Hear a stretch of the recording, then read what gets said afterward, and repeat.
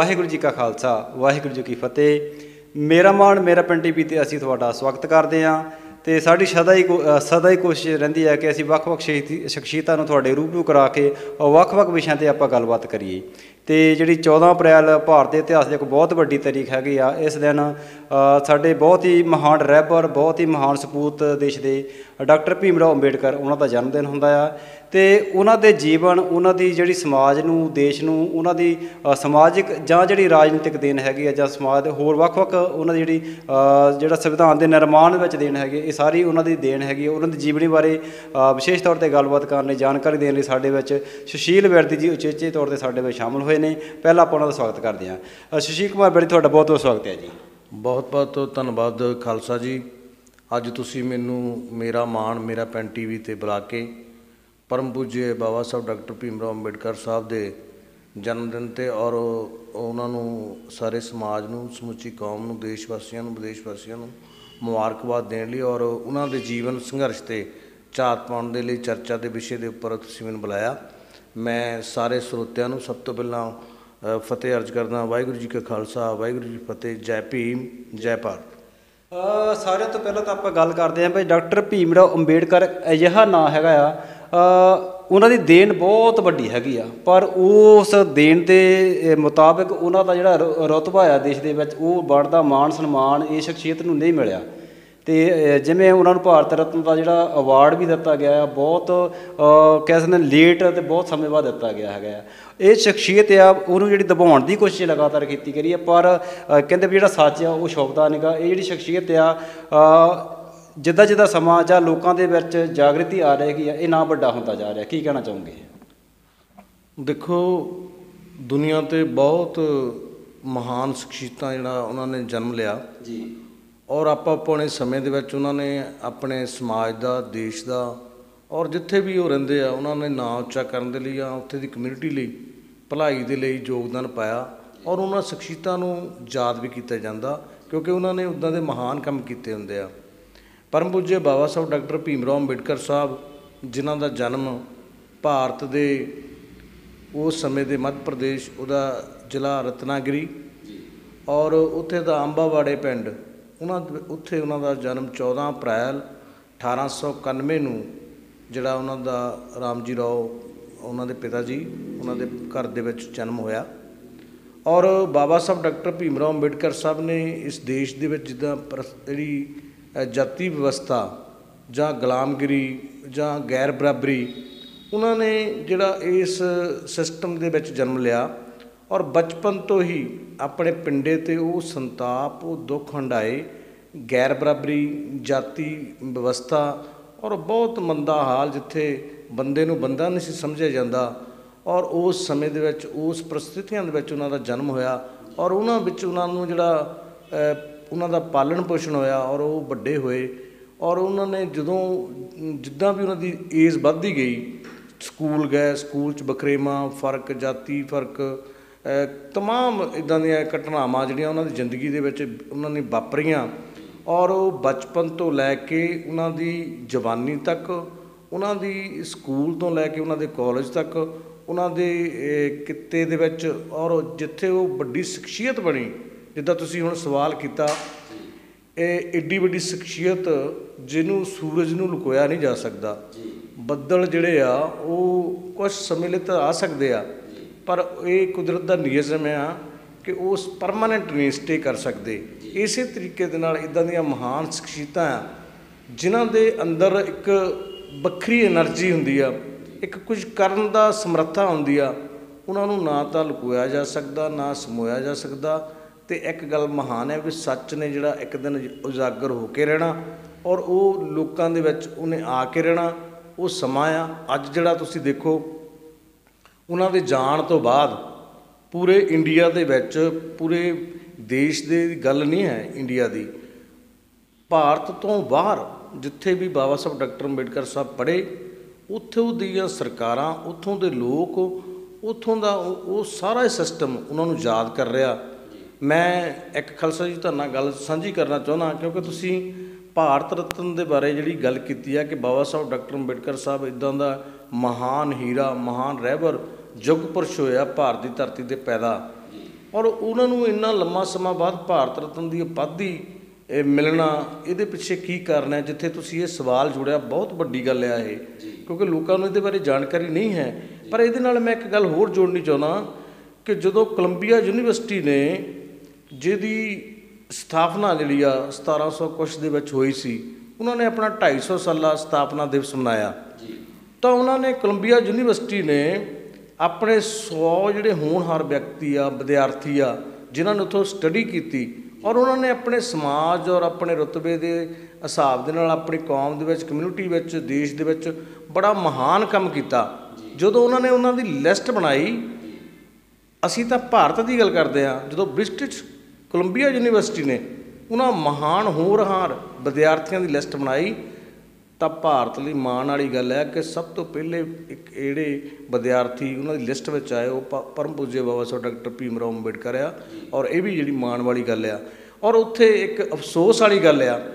ਕਿ ਉਹਨਾਂ ਦੇ ਜਾਣ ਤੋਂ ਬਾਅਦ 31 ਸਾਲਾਂ ਬਾਅਦ ਇਸ ਦੇਸ਼ ਦੇ ਅੰਦਰ ਲੰਮਾ ਸਮਾਂ ਕਾਂਗਰਸ ਨੇ ਰਾਜ ਕੀਤਾ। ਕਿਤੇ ਨਾ ਕਿਤੇ ਮੈਂ ਸਮਝਦਾ ਜਿੱਥੇ ਬਾਬਾ ਸਾਹਿਬ ਡਾਕਟਰ ਅੰਬੇਡਕਰ ਸਾਹਿਬ ਨੇ ਵੀ ਆਪਣੇ ਪੂਰੇ ਜੀਵਨ ਸੰਘਰਸ਼ ਦੇ ਵਿੱਚ, ਉਹਨਾਂ ਨੇ ਆਪਣੇ ਲਿਖਤਾਂ ਦੇ ਵਿੱਚ ਵੀ ਇਹਨਾਂ ਦਾ ਜ਼ਿਕਰ ਕੀਤਾ ਕਿ ਇੱਕ ਜਿਹੜੀ ਇਹਨਾਂ ਦੀ ਨੀਤੀ ਔਰ ਕਹਿਣੀ ਔਰ ਕਰਨੀ 'ਚ ਬਹੁਤ ਫਰਕ ਆ। ਇਹ ਲੋਕ ਜਿਹੜੇ ਆ ਦੇਸ਼ ਪ੍ਰਤੀ ਔਰ ਲੋਕਾਂ ਪ੍ਰਤੀ ਇਮਾਨਦਾਰ ਨਹੀਂ।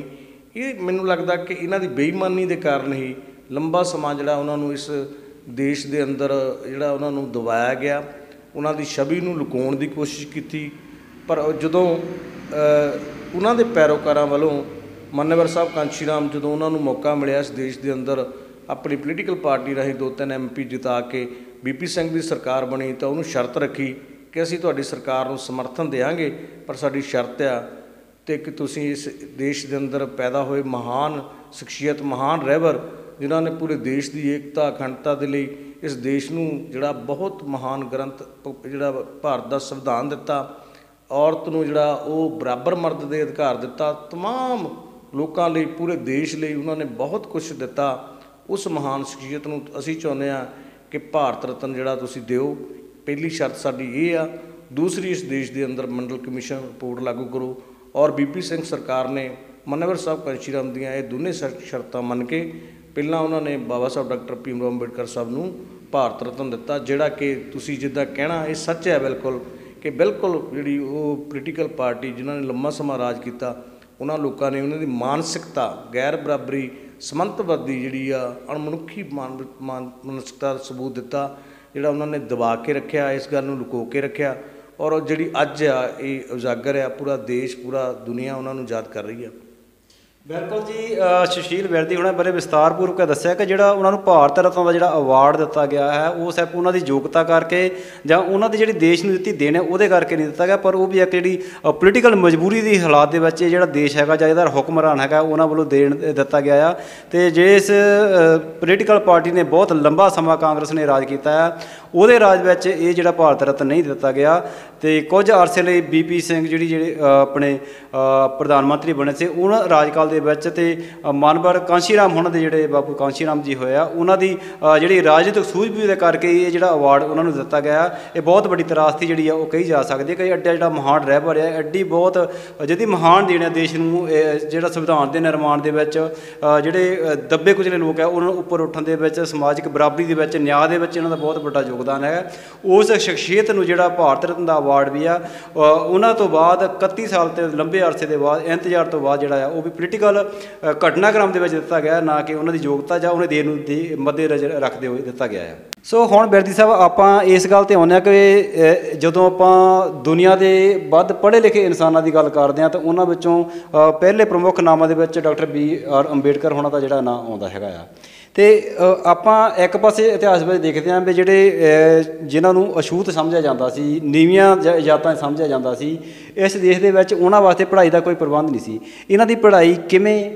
ਜਿਹੜੀ ਆ ਉਹ ਸੰਭਵ ਹੋਈ, ਕਿੱਥੋਂ ਤੱਕ ਇਹਨਾਂ ਨੇ ਪੜ੍ਹਾਈ ਕੀਤੀ, ਅਤੇ ਇਹਨਾਂ ਦੀ ਜਿਹੜੀ ਸ਼ਖਸੀਅਤ ਦਾ ਉਭਾਰ ਜਾਂ ਭਾਰਤ ਦੀ ਰਾਜਨੀਤੀ ਵਿੱਚ ਜਾਂ ਸਮਾਜਿਕ ਸਥਿਤੀ ਦੇ ਵਿੱਚ ਇਹਨਾਂ ਦਾ ਉਭਾਰ ਕਿਵੇਂ ਹੋਇਆ? ਦੇਖੋ ਖਾਲਸਾ ਜੀ, ਹਰ ਪਰਿਸਥਿਤੀ ਦਾ ਜੇ ਕਿਤੇ ਦਿੱਕਤ ਆ, ਪਰੇਸ਼ਾਨੀਆਂ ਜਾਂ ਕੋਈ ਪ੍ਰੋਬਲਮ ਆ ਜਾਂ ਕੋਈ ਸਮੱਸਿਆ ਆ,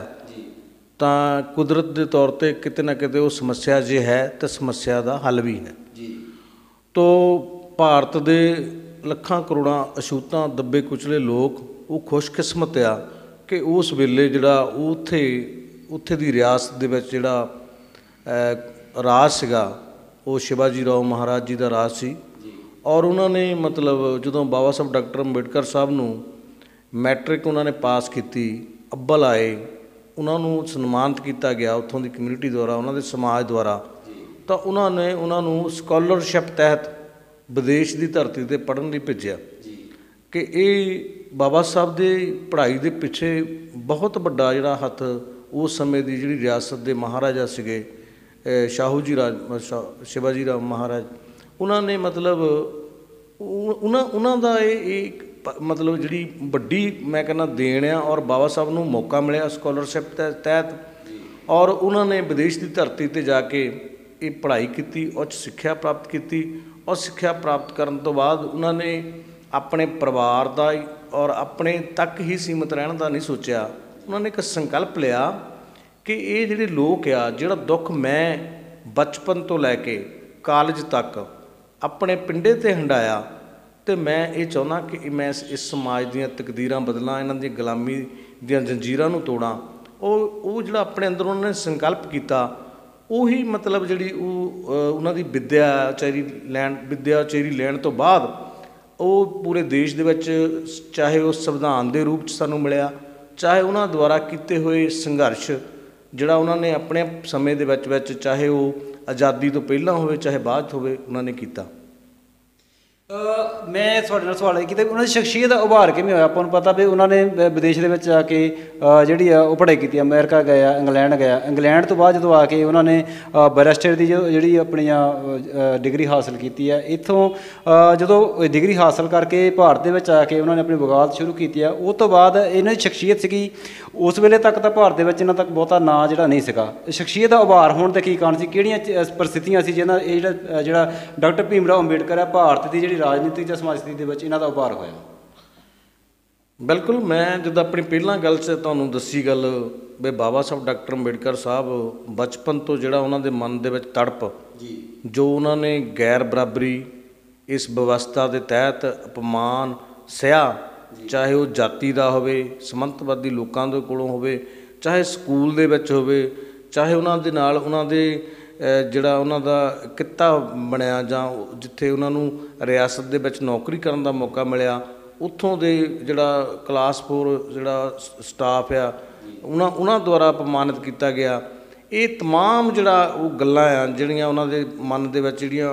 ਉਹ ਘਰ ਕੀਤੀਆਂ ਕਿ ਇਸ ਸਮਾਜ ਕਰੋੜਾਂ ਲੋਕ ਇਸ ਦੇਸ਼ ਦੇ ਅੰਦਰ ਜਿਹੜੀ ਜਾਤੀ ਵਿਵਸਥਾ ਤਹਿਤ ਗੁਲਾਮੀ ਦੀ ਜ਼ਿੰਦਗੀ ਬਤੀਤ ਕਰ ਰਹੇ ਆ, ਜਿਨ੍ਹਾਂ ਨੂੰ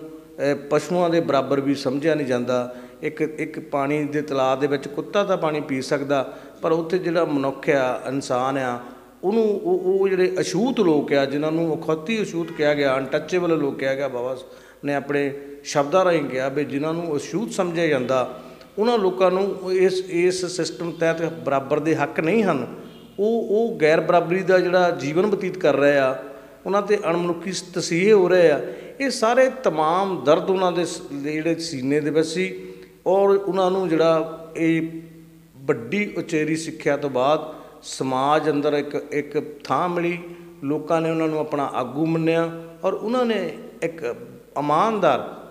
ਲੋਕਾਂ ਦੀ ਆਗੂ ਬਣ ਕੇ ਬਾਂਹ ਫੜੀ ਔਰ ਉਹਨਾਂ ਦੀ ਆਵਾਜ਼ ਨੂੰ ਬੁਲੰਦ ਕੀਤਾ। ਬੇਸ਼ੱਕ ਉਸ ਵੇਲੇ ਭਾਰਤ ਦੇ ਅੰਦਰ ਗੋਰੇ ਦਾ ਰਾਜ ਸੀਗਾ ਔਰ ਦੇਸ਼ ਦੇ ਵਿੱਚ ਆਜ਼ਾਦੀ ਦੇ ਲਈ ਸੰਘਰਸ਼ ਚੱਲ ਰਿਹਾ ਸੀ, ਵੱਖ-ਵੱਖ ਲੋਕ ਇਸ ਦੇਸ਼ ਦੀ ਆਜ਼ਾਦੀ ਦੇ ਵਿੱਚ ਆਪਣਾ ਯੋਗਦਾਨ ਪਾ ਰਹੇ ਸੀ। ਪਰ ਬਾਬਾ ਸਾਹਿਬ ਡਾਕਟਰ ਅੰਬੇਡਕਰ ਸਾਹਿਬ ਨੇ ਗੋਰੇ ਦੀ ਸਰਕਾਰ ਦੇ ਨਾਲ ਮੌਕੇ 'ਤੇ ਆਪਣੀ ਸੂਝ-ਬੂਝ ਮੁਤਾਬਕ, ਆਪਣੀ ਅੱਛੀ ਲਿਆਕਤ ਕਾਬਲੀਅਤ ਦੇ ਮੁਤਾਬਕ ਆਪਣੀ ਗੱਲ ਰੱਖੀ ਕਿ ਅਸੀਂ ਜਿਹੜੇ ਇਸ ਭਾਰਤ ਦੇ ਅੰਦਰ ਲੋਕ ਆ, ਸਾਨੂੰ ਜਾਤੀ ਦੇ ਆਧਾਰ 'ਤੇ ਬਹੁਤ ਦਬਾਇਆ ਗਿਆ, ਪਛਾੜਿਆ ਗਿਆ, ਲਤਾੜਿਆ ਗਿਆ, ਔਰ ਸਾਨੂੰ ਜਿੱਥੇ ਅਸੀਂ ਗੋਰੇ ਦੇ ਗੁਲਾਮ ਆ, ਉੱਥੇ ਇਸ ਦੇਸ਼ ਦੇ ਅੰਦਰ ਅਖੌਤੀ ਲੋਕਾਂ ਦੀ ਇੱਕ ਵਰਣ ਵਿਵਸਥਾ, ਜਾਤੀ ਵਿਵਸਥਾ, ਉਹਦੇ ਤਹਿਤ ਵੀ ਅਸੀਂ ਗੁਲਾਮ ਆ। ਅਸੀਂ ਦੋਹਰੀ ਗੁਲਾਮੀ ਦੇ ਵਿੱਚ ਜੀਂਦੇ ਹਾਂ। ਇਹ ਜਿਹੜਾ ਸੰਘਰਸ਼ ਆ, ਇਸ ਸੰਘਰਸ਼ ਨੇ ਇੱਦਾਂ ਦੀਆਂ ਦਲੀਲਾਂ ਨੇ, ਇੱਦਾਂ ਦੇ ਉਹਨਾਂ ਦੀਆਂ ਸਪੀਚਾਂ ਨੇ ਪੂਰੇ ਆਵਾਮ ਦੇ ਅੰਦਰ, ਪੂਰੇ ਦੇਸ਼ ਦੇ ਅੰਦਰ ਇੱਕ ਜਿਹੜਾ ਸਮਾਜ ਦੇ ਵਿੱਚ ਉਹਨਾਂ ਨੂੰ ਆਪਣੇ ਇੱਕ ਜਿਹੜਾ ਦੱਬੇ ਕੁਚਲੇ ਲਤਾੜੇ ਹੋਏ ਲੋਕਾਂ ਦਾ ਜਿਹੜਾ ਆਗੂ ਬਣਨ ਦਾ, ਸ਼ਖਸੀਅਤ ਉੱਭਰਨ ਦਾ ਜਿਹੜਾ ਮੌਕਾ ਉਹਨਾਂ ਨੂੰ ਇਸ ਚੀਜ਼ ਨੇ ਹੀ ਦਿੱਤਾ। ਔਰ ਇਹ ਸਮਾਜ ਨੇ ਜਦੋਂ ਉਹਨਾਂ ਨੇ ਇਸ ਗੱਲ ਦੇ ਤਹਿਤ ਸਮਾਜ ਦੀ ਬਾਂਹ ਫੜੀ ਔਰ ਉਹ ਬਹੁਤ ਵੱਡੇ ਇੱਕ ਮਹਾਨ ਜਿਹੜਾ ਇਹ ਅਛੂਤਾਂ ਦੇ, ਇਸ ਭਾਰਤ ਦੇ ਮੂਲ ਨਿਵਾਸੀਆਂ ਦੇ ਆਗੂ ਬਣੇ। ਬਿਲਕੁਲ, ਇੱਕ ਪੂਰੀ ਜਮਾਤ ਦਾ ਪ੍ਰਤੀਨਿਧ ਆਗੂ ਬਣ ਜਾਣਾ ਬਹੁਤ ਆਸਾਨ ਨਹੀਂ ਹੁੰਦਾ। ਉਹਦੇ ਪਿੱਛੇ ਬਹੁਤ ਲਗਨ, ਮਿਹਨਤ ਜਿਹੜੀ ਆ ਉਹ ਬਾਬਾ ਸਾਹਿਬ ਡਾਕਟਰ ਭੀਮ ਰਾਓ ਅੰਬੇਡਕਰ ਹੋਣਾ ਦੀ ਸੀਗੀ। ਅਤੇ ਉਹਨਾਂ ਨੇ ਜੋ ਕੁ ਸਮਾਜ ਦੇ ਵਿੱਚ ਉਸ ਵੇਲੇ ਵਾਪਰਿਆ ਸੀ, ਸਮਾਜ ਦੇ ਸਾਰੇ ਵਰਗਾਂ ਨਾਲ, ਜਿਹੜੇ ਸਮਾਜ ਦੇ ਜਿਨ੍ਹਾਂ ਨੂੰ ਲਤਾੜੇ ਹੋਏ, ਜਿਹੜੇ ਅਛੂਤ ਲੋਕ ਜਿਹਨਾਂ ਨੂੰ ਸਮਝ ਆਏ, ਨੀਚ ਦਰਜੇ ਦੇ ਲੋਕ ਜਿਹਨਾਂ ਨੂੰ ਮੰਨਿਆ ਜਾਂਦਾ ਸੀ, ਜੋ ਕੁਝ ਉਹਨਾਂ ਨਾਲ ਵਾਪਰਿਆ ਸੀ ਉਹ ਬਿਲਕੁਲ ਇਹਨਾਂ ਨੇ ਆਪਣੇ ਸੀਨੇ 'ਤੇ ਸਾਰਾ ਕੁਝ ਹੰਢਾਇਆ ਸੀ। ਇਹ ਤੋਂ ਹੀ ਉਹ ਜਿਹੜੀ ਉਹਨਾਂ ਦੇ ਅੰਦਰ ਭਾਵਨਾ ਹੋਈ ਵੀ ਇਹ ਮੈਂ ਸਾਰੇ ਕਾਸੇ ਤੋਂ ਆਪਣੇ ਜਿਹੜੀ ਕੌਮ ਹੈਗੀ ਆ, ਆਪਣੇ ਲੋਕ ਹੈਗਾ, ਇਹਨਾਂ ਨੂੰ ਮੈਂ ਇਹਨਾਂ ਤੋਂ ਨਿਜਾਤ ਦਵਾ ਕੇ ਇਹਨਾਂ ਨੂੰ ਬਰਾਬਰ ਦੇ ਹੱਕ, ਬਰਾਬਰ ਦੇ ਜਿਹੜੇ ਨਿਆਂ ਉਹ ਦਿਵਾਉਣੇ ਹੈਗੇ ਆ। ਵਿਰਦੀ ਸਾਹਿਬ ਜੀ, ਬੜੀ ਡਿਟੇਲ ਨਾਲ ਤੁਸੀਂ ਸਾਨੂੰ ਜਾਣਕਾਰੀ ਦੇ ਰਹੇ ਹੈਗੇ ਆ। ਹੁਣ ਆਪਾਂ ਗੱਲ ਕਰੀਏ ਵੀ ਜਿਹੜੀ ਇਹਨਾਂ ਦੀ ਦੇਣ ਹੈਗੀ ਆ, ਇੱਕ ਤਾਂ ਦੇਣ ਹੈਗੀ ਆ ਭਾਰਤ ਦੀ ਆਜ਼ਾਦੀ ਤੋਂ ਉਪਰੰਤ ਬਾਅਦ ਦੀ ਜਿਹੜੀ ਹੈਗੇ, ਉਹਦੇ ਵਿੱਚ ਸੰਵਿਧਾਨ ਸਭਾ ਦੇ ਵਿੱਚ ਉਹ ਮੈਂਬਰ ਬਣਦੇ ਆ ਜਾਂ ਸੰਵਿਧਾਨ ਸਭਾ ਦਾ ਖਰੜਾ ਤਿਆਰ ਕਰਦੇ ਆ, ਸੰਵਿਧਾਨ ਦਾ ਖਰੜਾ ਤਿਆਰ ਕਰਦੇ ਹੈਗੇ ਆ। ਉਹ ਤੋਂ ਪਹਿਲਾਂ ਦੀ ਜਿਹੜੀ 1947 ਤੋਂ ਪਹਿਲਾਂ ਦੀ ਜਿਹੜੀ ਇਹਨਾਂ ਦੀ ਦੇਣ ਹੈਗੀ ਆ, ਉਹਦੇ ਵਿੱਚ ਕਿਹੜੀ ਅਗਰ ਜਿੱਦਾਂ ਪੂਨਾ ਪੈਕਟ ਦੀ ਆਪਾਂ ਗੱਲ ਕਰ ਲਈਏ, ਗੋਲਮੇਜ ਕਾਨਫਰੰਸ ਦੀ ਜਿਹੜੀ ਗੱਲਬਾਤ ਕਰਦੇ ਹੈਗੇ ਆ, ਸਾਈਮਰ ਕਮਿਸ਼ਨ ਹੈਗਾ ਆ, ਡਿਟੇਲ ਨਾਲ ਜਿਹੜੀ 1947 ਤੋਂ ਪਹਿਲਾਂ ਦੀ ਜਿਹੜੀ ਇਹਨਾਂ ਦੀ ਦੇਣ ਹੈਗੀ ਆ, ਉਹਨੂੰ ਆਪਾਂ ਕਿਵੇਂ ਜਿਹੜਾ ਆ ਉਹ ਵਰਣਨ ਕਰਾਂਗੇ। ਬਾਬਾ ਸਾਹਿਬ ਡਾਕਟਰ ਭੀਮ ਰਾਓ ਅੰਬੇਡਕਰ ਸਾਹਿਬ ਨੂੰ ਜਦੋਂ ਪੂਰੇ ਦੇਸ਼ ਦੇ ਅੰਦਰ, ਜਿੱਥੇ ਇਸ ਦੇਸ਼ ਦੀ ਆਜ਼ਾਦੀ ਦੇ ਲਈ ਅੰਦੋਲਨ ਚੱਲ ਰਿਹਾ ਸੀ, ਉਸ ਸਮੇਂ ਗੋਰਾ ਜਿਹੜਾ ਸਰਕਾਰ ਸੀਗੀ, ਮੌਕੇ ਦੇ ਜਿਹੜੇ ਪ੍ਰਧਾਨ ਮੰਤਰੀ ਸੀ ਬ੍ਰਿਟਿਸ਼ ਗੌਰਮੈਂਟ ਦੇ, ਮੈਕਡੋਨਲਡ ਰੇਮਜ਼ ਦੇ ਕਮਿਊਨਲ, ਉਹਨਾਂ ਨੇ ਭਾਰਤ ਦੇ ਵੱਖ-ਵੱਖ ਜਾਤੀਆਂ ਦੇ ਨੁਮਾਇੰਦਿਆਂ ਨੂੰ ਗੋਲ ਮੇਜ਼ ਕਾਨਫਰੰਸਾਂ ਦੇ ਵਿੱਚ ਆਪਣੀ ਗੱਲ ਰੱਖਣ ਦਾ ਮੌਕਾ ਦਿੱਤਾ ਕਿ ਇਸ ਦੇਸ਼ ਨੂੰ ਜਿੱਥੇ ਆਜ਼ਾਦ ਕੀਤਾ ਜਾਵੇ, ਉੱਥੇ ਇਸ ਦੇਸ਼ ਦੇ ਲੋਕਾਂ ਨੂੰ ਜਿਹੜੀਆਂ ਉਹਨਾਂ ਦੀਆਂ ਸਮੱਸਿਆ ਆ, ਉਹਨਾਂ ਨੂੰ ਸੁਣ ਕੇ ਉਹਨਾਂ ਦਾ ਹੱਲ ਵੀ ਕੀਤਾ ਜਾਵੇ। ਤੋ ਉਹਨੇ ਗੋਲ ਮੇਜ਼ ਕਾਨਫਰੰਸਾਂ ਦੇ ਵਿੱਚ ਮੈਂ ਸਮਝਦਾ ਜਿੱਥੇ ਬਾਬਾ ਸਾਹਿਬ ਡਾਕਟਰ ਭੀਮ ਰਾਓ ਅੰਬੇਡਕਰ ਸਾਹਿਬ ਨੂੰ ਇੱਕ ਬਹੁਤ ਜਿਹੜਾ ਵੱਡਾ ਮੌਕਾ ਮਿਲਿਆ, ਅਪਰਚੁਨਿਟੀ ਮਿਲੀ, ਜਿੱਥੇ ਉਹਨਾਂ ਨੇ ਇਹਨਾਂ ਗੋਲ ਮੇਜ਼ ਕਾਨਫਰੰਸਾਂ ਦੇ ਵਿੱਚ ਆਪਣੀ ਗੱਲ ਰੱਖੀ ਬਾਦ ਦਲੀਲ, ਕਿਉਂਕਿ ਬਾਬਾ ਸਾਹਿਬ ਡਾਕਟਰ ਅੰਬੇਡਕਰ ਸਾਹਿਬ ਬਹੁਤ ਪੜ੍ਹੇ ਲਿਖੇ ਸੀਗੇ ਔਰ ਉਹਨਾਂ ਨੂੰ ਸਮਾਜ ਦਾ ਜਿਹੜਾ ਦੁੱਖ ਦਰਦ ਸੀ, ਤਕਲੀਫ ਸੀ, ਉਹਨਾਂ ਨੂੰ ਚੰਗੀ ਤਰ੍ਹਾਂ ਉਸ ਦੇ ਬਾਰੇ ਅਨੁਭਵ ਸੀਗਾ ਕਿ ਇਹਦਾ ਹੱਲ ਕੀ ਆ, ਇਹ ਤਕਲੀਫ ਹੈ ਕੀ ਆ, ਇਹਨੂੰ ਖਤਮ ਕਿੱਦਾਂ ਕੀਤਾ ਜਾ ਸਕਦਾ। ਤੋ ਗੋਲ ਮੇਜ਼ ਕਾਨਫਰੰਸਾਂ ਦੇ ਵਿੱਚ ਆਪਣੀ ਗੱਲ ਨੂੰ ਲੌਜਿਕ ਦੇ ਆਧਾਰ 'ਤੇ ਬੜੀ ਸਪਸ਼ਟ ਔਰ ਪੂਰੀ ਪ੍ਰਭਾਵਸ਼ਾਲੀ ਦਲੀਲਾਂ ਦੇ ਨਾਲ ਜਦੋਂ ਸਰਕਾਰ ਅੱਗੇ ਰੱਖੀ, ਤਾਂ ਗੋਰੇ ਸਰਕਾਰ ਨੇ ਇਸ ਦੇਸ਼ ਦੇ ਅੰਦਰ ਸਾਈਮਨ ਕਮਿਸ਼ਨ ਨਾਂ ਦਾ ਕਮਿਸ਼ਨ ਭੇਜਿਆ। ਉਹਨਾਂ ਨੇ ਲੋਕਾਂ ਦੀ ਜਿਹੜੀ ਆ ਪੂਰੀ ਹਾਲਾਤ ਦੇ ਬਾਰੇ ਆਪਣੀ ਜਿਹੜੀ ਰਿਪੋਰਟ ਸੀਗੀ ਉਹ ਗੌਰਮੈਂਟ ਨੂੰ ਪੇਸ਼ ਕਰਨੀ ਸੀਗੀ। ਉਸ ਰਿਪੋਰਟ ਤੋਂ ਜਿਹੜਾ ਆ ਗੌਰਮੈਂਟ ਨੇ ਲੋਕਾਂ ਨੂੰ ਹੱਕ ਹਕੂਕ ਦੇਣੇ ਸੀ। ਤਾਂ ਬਾਬਾ ਸਾਹਿਬ ਡਾਕਟਰ ਅੰਬੇਡਕਰ ਨੇ ਪੂਰੀ ਜ਼ੋਰਦਾਰ ਤਰੀਕੇ ਦੇ ਨਾਲ ਆਪਣੀਆਂ ਦਲੀਲਾਂ ਦੇ ਨਾਲ, ਜਿੱਥੇ ਉਹਨਾਂ ਨੂੰ ਪੂਰੇ ਭਾਰਤ ਦੇ ਅੰਦਰ ਸਮੁੱਚੇ ਸਮਾਜ ਦਾ ਜਿਹੜਾ ਸਹਿਯੋਗ ਮਿਲਿਆ ਔਰ ਉਹ ਆਗੂ ਬਣੇ। ਆਗੂ ਬਣਨ ਤੋਂ ਬਾਅਦ ਉਹਨਾਂ ਨੂੰ ਜਿਹੜਾ ਇਸ ਸਿਸਟਮ ਦੇ ਤਹਿਤ ਫਿਰ ਗੋਰੇ ਸਰਕਾਰ ਨੇ ਸਾਨੂੰ ਸੈਪਰੇਟ ਸੈਟਲਮੈਂਟ ਅਤੇ ਇਲੈਕਟੋਰੇਟ ਜਿਹੜੀ ਆ ਕਮਿਊਨਲ ਅਵਾਰਡ ਦਿੱਤਾ, ਜਿਹਦੇ ਵਿੱਚ ਸਾਨੂੰ ਕੀ ਮਿਲਿਆ ਕਿ ਜਿਹੜਾ ਸ਼ਡਿਊਲਡ ਕਾਸਟ ਆ, ਜਿਹੜਾ ਅਛੂਤ ਆ, ਜਿਹਨੂੰ ਅਛੂਤ ਕਿਹਾ ਗਿਆ, ਜਿਹਨੂੰ ਅਨਟੱਚੇਬਲ ਕਿਹਾ ਗਿਆ, ਜਿਹਨੂੰ ਇਸ ਗੈਰ ਬਰਾਬਰੀ ਦਾ ਜਿਹੜੀ ਦੁੱਖ ਹੰਢਾਉਣਾ ਪਿਆ, ਜਿਸ ਸਮਾਜ ਨੂੰ ਇਹਦਾ ਮਤਲਬ ਬਹੁਤ ਹਜ਼ਾਰਾਂ ਸਾਲਾਂ ਤੋਂ ਜਿਹੜਾ ਲਾਭ ਤੋਂ, ਕਿਸੇ ਵਿੱਦਿਆ ਤੋਂ, ਸਿਹਤ ਸਹੂਲਤਾਂ ਤੋਂ, ਅੱਛੇ ਕੱਪੜੇ ਪਹਿਨਣ ਤੋਂ, ਅੱਛੇ ਮਕਾਨ ਬਣਾਉਣ ਤੋਂ, ਅੱਛੇ ਕਿਸੇ ਜਗ੍ਹਾ ਨੌਕਰੀ ਕਰਨ ਤੋਂ ਰੋਕਿਆ ਗਿਆ, ਕਿਸੇ ਸਾਜ਼ਿਸ਼ ਦੇ ਤਹਿਤ ਯੋਜਨਾਬੰਦ ਤਰੀਕੇ ਦੇ ਨਾਲ ਉਹਨਾਂ ਨੂੰ ਸਿਰਫ ਅਤੇ ਸਿਰਫ ਇੱਕ ਗੁਲਾਮ ਦੀ ਤਰ੍ਹਾਂ ਸੇਵਾਦਾਰ ਦੇ ਤੌਰ 'ਤੇ ਹੀ ਵਰਤਿਆ ਗਿਆ। ਉਹਨਾਂ ਲੋਕਾਂ ਦੇ ਲਈ ਬਾਬਾ ਸਾਹਿਬ ਡਾਕਟਰ ਭੀਮ ਰਾਓ ਅੰਬੇਡਕਰ ਸਾਹਿਬ ਦੁਆਰਾ ਦਿੱਤੀਆਂ ਹੋਈਆਂ ਪ੍ਰਭਾਵਸ਼ਾਲੀ ਦਲੀਲਾਂ ਦੇ ਤਹਿਤ ਫਿਰ ਸਾਨੂੰ ਜਿਹੜਾ ਇੱਕ communal award separate settlement electorate, ਜਿੱਦਾਂ ਮੈਂ ਗੱਲ ਕਰ ਰਿਹਾ ਆਪਣੀ, ਉਹ ਮਿਲਿਆ। ਉਹਦੇ ਤਹਿਤ ਸਾਨੂੰ ਜਿਹੜਾ ਡਬਲ ਵੋਟ ਦਾ ਅਧਿਕਾਰ ਮਿਲਿਆ, ਦੋਹਰੀ ਵੋਟ ਜਿਹੜੀ ਆ ਉਹ ਅਸੀਂ ਪਾਉਣੀ, ਉਹਦਾ ਅਧਿਕਾਰ ਮਿਲਿਆ। ਔਰ ਦੂਜਾ ਜਿਹੜਾ ਆ, ਇਸ ਦੇਸ਼ ਦੇ ਅੰਦਰ ਜਿਹੜਾ ਪੂਰਾ ਕੰਮ ਆਇਆ ਉਹ ਇਸ ਦੇਸ਼ ਦਾ ਮੁਲਾਜ਼ਮ ਹੋਏਗਾ ਸਾਰਾ ਸਿਸਟਮ ਜਿਹੜਾ ਆ ਉਹ ਗੌਰਮੈਂਟ ਦਾ ਹੋਏਗਾ। ਜਿਹੜਾ ਕੰਮ ਆ ਉਹ ਸਿਹਤ ਮੁਤਾਬਕ ਔਰ ਜਿਹੜੀ ਆ ਤਨਖਾਹ ਉਹ ਲੋੜ ਮੁਤਾਬਕ, ਇਹ ਸਾਰੀਆਂ ਚੀਜ਼ਾਂ ਜਿਹੜੀਆਂ ਕਮਿਊਨਲ ਅਵਾਰਡ ਦੇ ਵਿੱਚ ਸੀ। ਔਰ ਜਦੋਂ ਇਸ ਦੀ ਜਦੋਂ ਦੂਸਰੇ ਵੀ ਜਾਤੀਆਂ ਦੇ ਨੁਮਾਇੰਦੇ ਇਸ ਗੋਲਮੇਜ਼ ਕਾਨਫਰੰਸ ਦੇ ਵਿੱਚ ਸੀ ਔਰ ਸਾਨੂੰ ਜਿਹੜੇ ਹੱਕ ਹਕੂਕ ਮਿਲੇ, ਤਾਂ ਜਿਹੜਾ ਮੌਕੇ ਦੇ ਉਸ ਵੇਲੇ ਜਿਨ੍ਹਾਂ ਨੂੰ ਹੁਣ ਰਾਸ਼ਟਰਪਿਤਾ ਮਹਾਤਮਾ ਗਾਂਧੀ ਨਾਲ ਜਾਣਿਆ ਜਾਂਦਾ, ਉਹਨਾਂ ਨੇ ਜਰਬਦਾ ਦੀ ਜੇਲ੍ਹ ਦੇ ਵਿੱਚ ਇਹ ਜਿਹੜਾ 24 ਸਤੰਬਰ 1932 ਨੂੰ ਜਿਹੜਾ ਉਹਨਾਂ ਨੇ ਇਹ ਮਰਨ ਵਰਤ ਰੱਖਿਆ।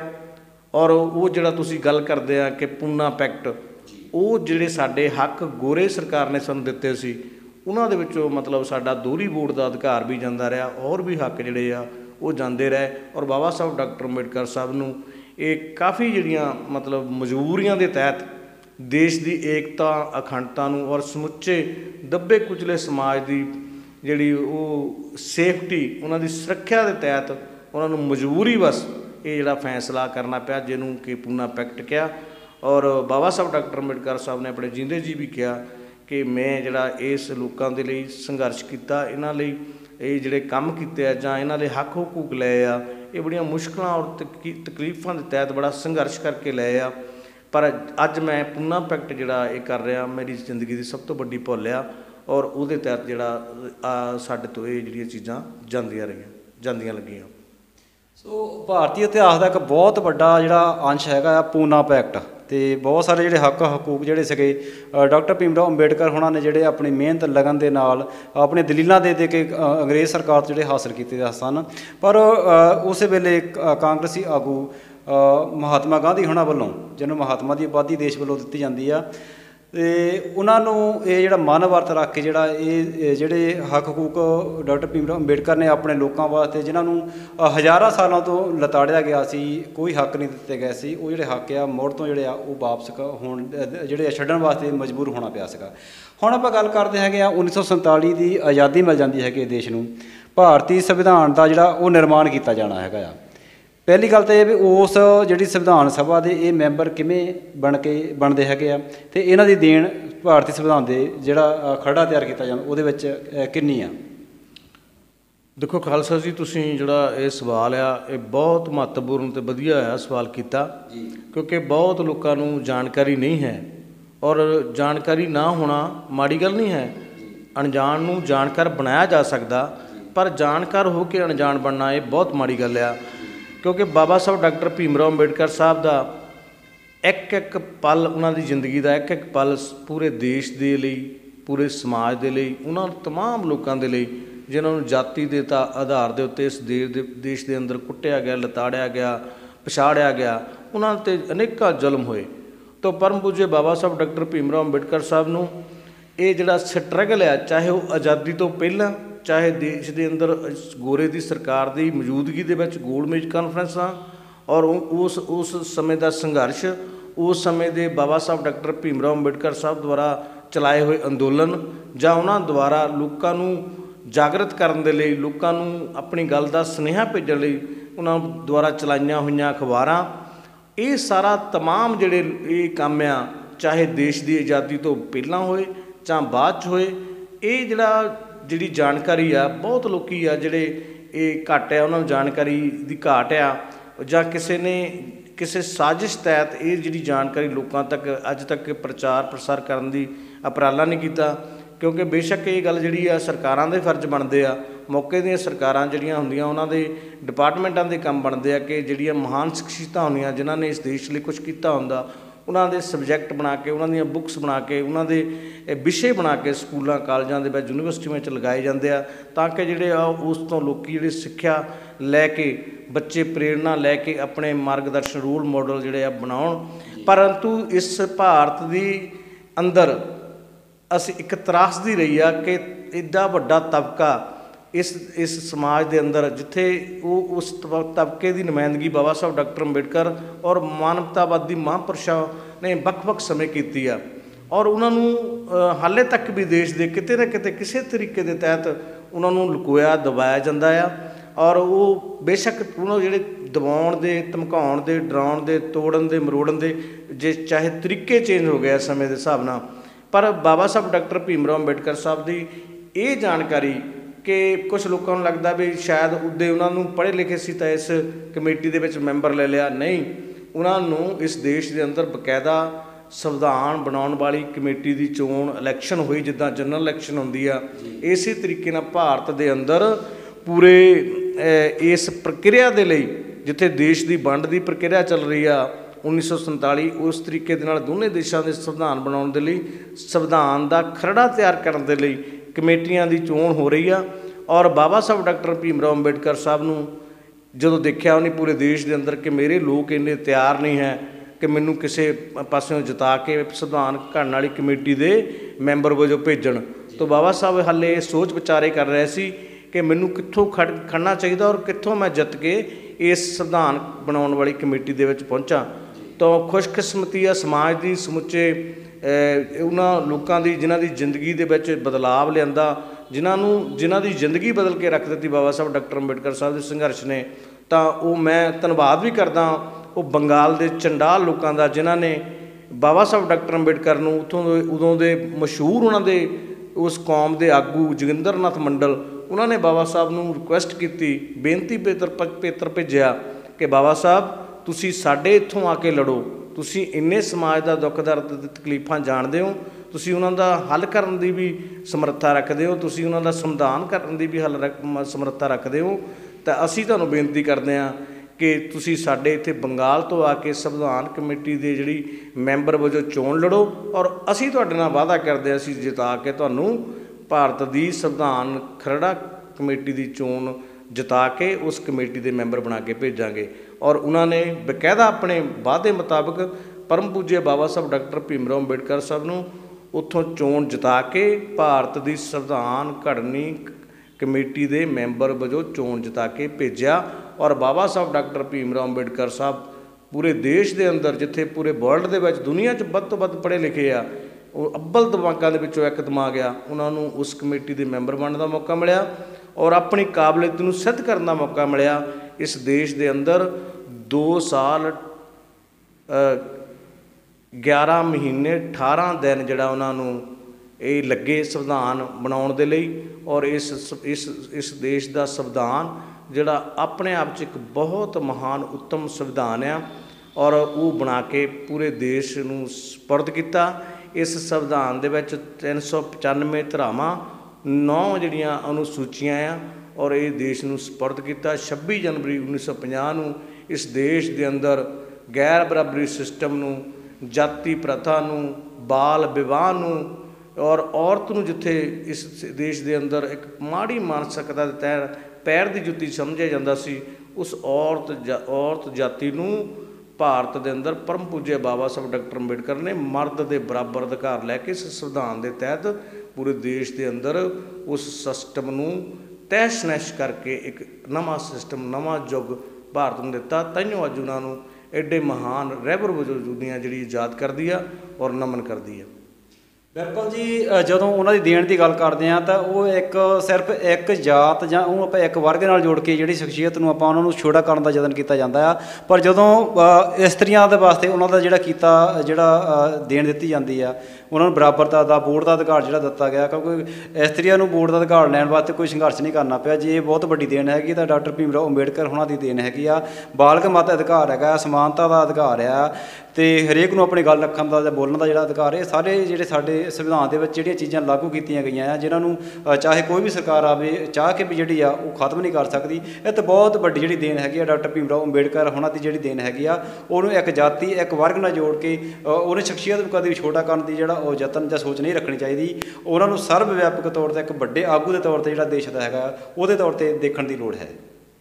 ਸੋ ਹੁਣ ਆਪਾਂ ਗੱਲ ਕਰਦੇ ਹਾਂ ਰਿਜ਼ਰਵੇਸ਼ਨ ਦੀ। ਵੈਰਦੀ ਸਾਹਿਬ ਜੀ, ਜਿਹੜਾ ਰਿਜ਼ਰਵੇਸ਼ਨ ਆ ਬਸ ਇਹ ਬੜਾ ਬਹਿਸ ਦਾ ਮੁੱਦਾ ਰਿਹਾ ਕਿ ਜਦੋਂ ਤੋਂ ਇਹ ਲਾਗੂ ਕੀਤੀ ਗਈ ਹੈਗੀ ਆ, ਅਤੇ ਸਮੇਂ-ਸਮੇਂ 'ਤੇ ਮੰਗ ਉੱਠਦੀ ਰਹੀ ਹੈ ਵੀ ਜਿਹੜੀ ਰਿਜ਼ਰਵੇਸ਼ਨ ਹੈ ਖਤਮ ਕਰ ਦੇਣੀ ਚਾਹੀਦੀ ਹੈ। ਇੰਨੇ ਸਾਲ ਹੋ ਗਏ ਆ। ਮੌਜੂਦਾ ਸਮੇਂ ਵਿੱਚ ਰਿਜ਼ਰਵੇਸ਼ਨ, ਪਹਿਲੀ ਗੱਲ ਤਾਂ ਰਿਜ਼ਰਵੇਸ਼ਨ ਦੀ ਲੋੜ ਕਿਉਂ ਪਈ, ਅਤੇ ਜਿਹੜਾ ਮੌਜੂਦਾ ਜਿਹੜਾ ਸਮਾਂ ਹੈ ਇਹਦੇ ਸੰਦਰਭ ਦੇ ਵਿੱਚ ਇਸ ਵੇਲੇ ਜਿਹੜੀ ਲੋੜ ਹੈ ਉਹ ਕਿਉਂ ਹੈ?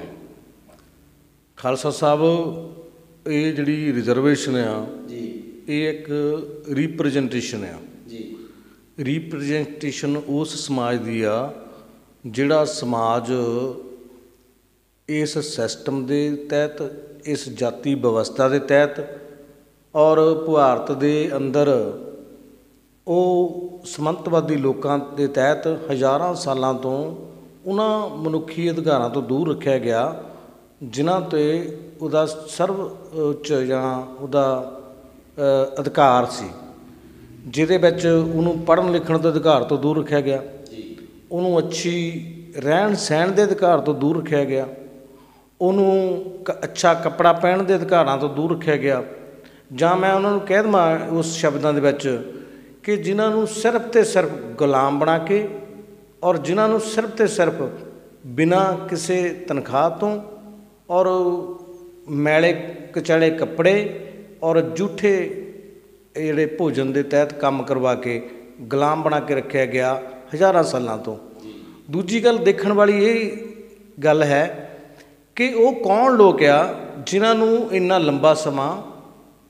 ਇਸ ਸਿਸਟਮ ਤੋਂ ਦੂਰ ਰੱਖਿਆ ਗਿਆ, ਉਹਨਾਂ ਨੂੰ ਪੜ੍ਹਾਈ ਤੋਂ ਵਾਂਝਾ ਰੱਖਿਆ ਗਿਆ, ਉਹਨਾਂ ਲਈ ਸਕੂਲਾਂ ਕਾਲਜਾਂ ਦੇ ਦਰਵਾਜ਼ੇ ਬੰਦ ਰਹੇ, ਉਹਨਾਂ ਦੇ ਲਈ ਅੱਛੇ ਸਿਹਤ ਸਹੂਲਤਾਂ ਦੇ ਦਰਵਾਜ਼ੇ ਬੰਦ ਰਹੇ, ਉਹ ਆਪਣੇ ਅੱਛਾ ਜੀਵਨ ਪੱਧਰ ਵੀ ਮਤਲਬ ਜੀ ਨਹੀਂ ਸਕੇ ਇਸ ਵਿਵਸਥਾ ਦੇ ਤਹਿਤ।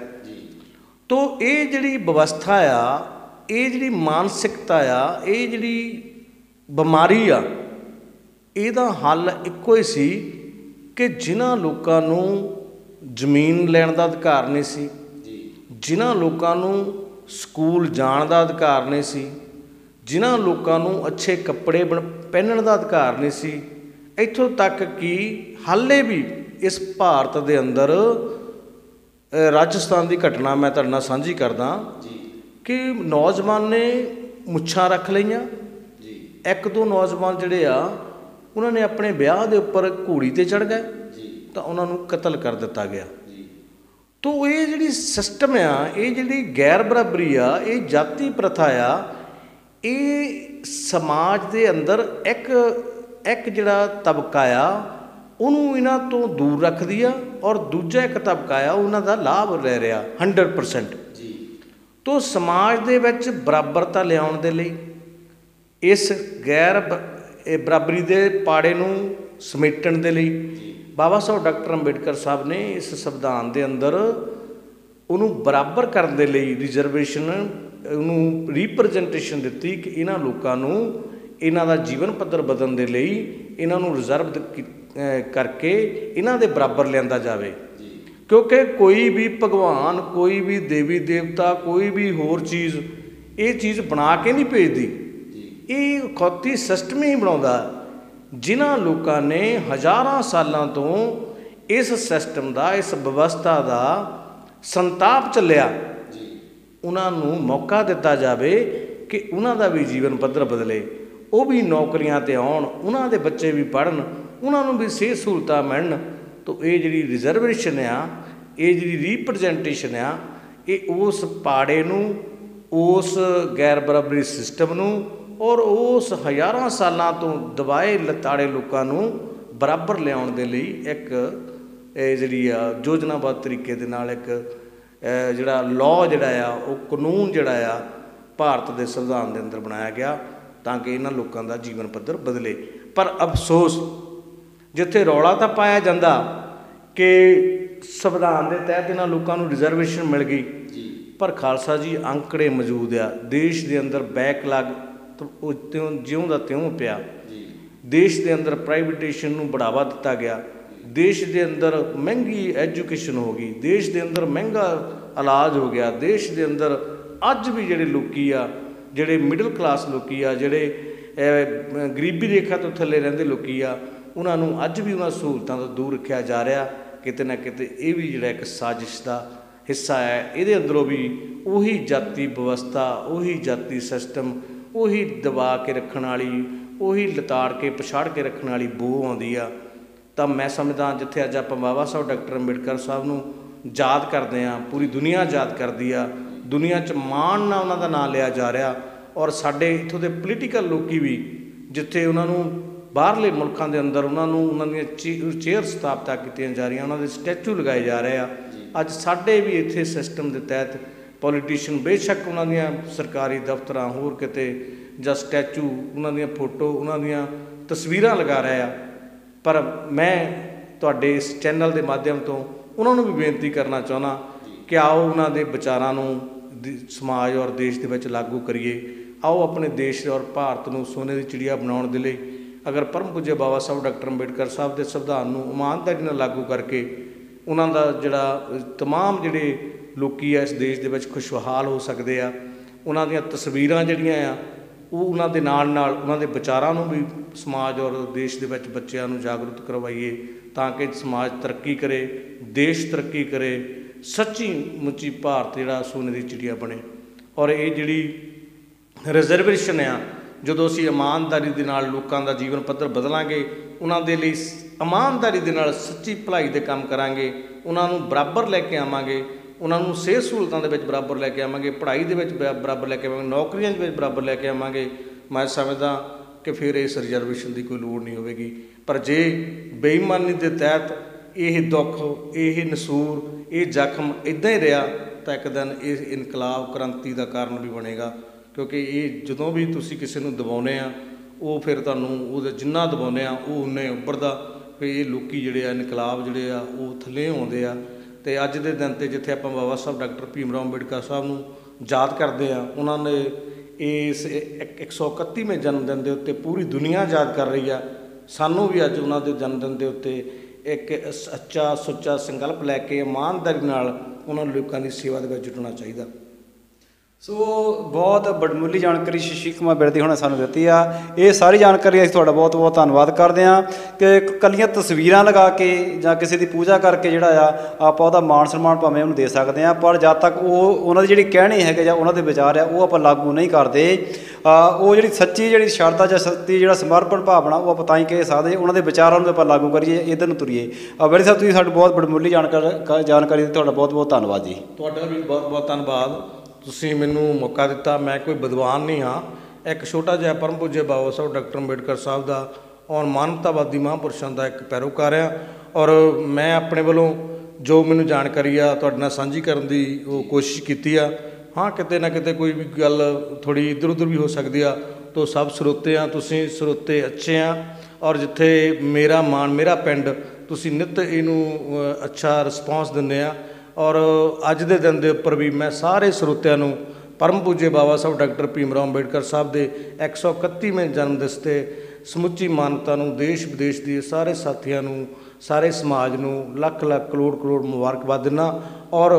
ਇੱਕ ਬੇਨਤੀ ਕਰਦਾ ਕਿ ਆਪਾਂ ਆਪਣੇ ਬੱਚਿਆਂ ਨੂੰ ਵੱਧ ਤੋਂ ਵੱਧ ਪੜ੍ਹਾਈਏ। ਜਿਹੜਾ ਬਾਬਾ ਸਾਹਿਬ ਦਾ ਸੁਪਨਾ ਸੀ ਪੜ੍ਹੋ, ਜੁੜੋ, ਸੰਘਰਸ਼ ਕਰੋ, ਉਹ ਤਾਂਹੀਓ ਸਿੱਧ ਔਰ ਸਾਬਤ ਔਰ ਸਥਾਪਿਤ ਹੋ ਸਕਦਾ ਜੇ ਅਸੀਂ ਆਪਣੇ ਬੱਚਿਆਂ ਦੇ ਅੱਛੀ ਤਾਲੀਮ ਦਈਏ, ਉਹਨਾਂ ਨੂੰ ਪੜ੍ਹਾਈਏ, ਅੱਛੇ ਸੰਸਕਾਰ ਦਈਏ, ਔਰ ਦੇਸ਼ ਕੌਮ ਦੀ ਸੇਵਾ ਦਾ ਜਿਹੜਾ ਉਹਨਾਂ ਨੂੰ ਮਤਲਬ ਸਮਤ ਦਈਏ, ਉਹਨਾਂ ਨੂੰ ਸਿੱਖਿਆ ਦਈਏ, ਔਰ ਦੇਸ਼